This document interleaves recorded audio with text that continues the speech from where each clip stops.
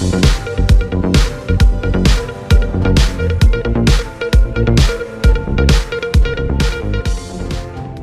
ব্যারাকপুরের 15 নম্বর ওয়ার্ডে আক্রান্ত হলেন বিজেপির BLA2 বিশ্বজিৎ কর। অভিযোগ করলেন, তিনি যখন বাড়িতে বাড়িতে যাচ্ছিলেন তখন থেকেই তাকে ঘিরে তৃণমূল আশ্রিত দুষ্কৃতীরা মারধর করেন।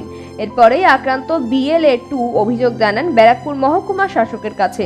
তবে মহকুমা শাসক এ বিষয়ে সংবাদ মাধ্যমকে কিছু না বললেও তিনি বলেন, বিষয়টি অভিযোগ লিপিবদ্ধ করা হয়েছে, সেটা খতিয়ে দেখা হবে। ব্যারাকপুর পৌরসভার 15 নম্বর ওয়ার্ডের আক্রান্ত বিজেপি BLA2 বিশ্বজিৎ কর কি অভিযোগ করছেন শোনাবো আপনাদের।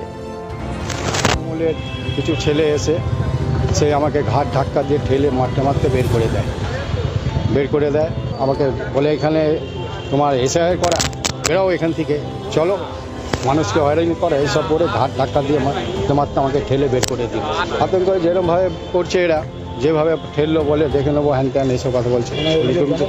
হ্যাঁ, দেখি আমার উপর নেতৃত্ব কী করে সেই বুঝিয়ে আমি জানাবো। তবে বিজেপির করা অভিযোগ কার্যত উড়িয়ে দিয়ে তৃণমূল নেতা উত্তম দাস বললেন, এটা একান্তই বিজেপির ব্যক্তিগত বিষয়। এসআইআর সংক্রান্ত কোনো গন্ডগোলের খবরই তার কাছে নেই। সেটা আমি খোঁজ নেব, অবশ্যই খোঁজ নেব।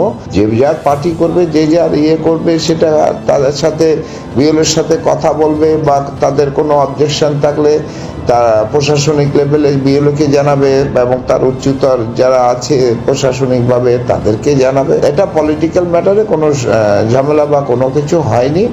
অন্য লোকাল কোনো ম্যাটার নিয়ে ঝামেলা হয়েছে। আমার কাছে এখন আপনি যে ইনফরমেশন আছে তাও আমি এটা জেনে জানাবো। ব্যুরো রিপোর্ট, সময় বার্তা ডিজিটাল।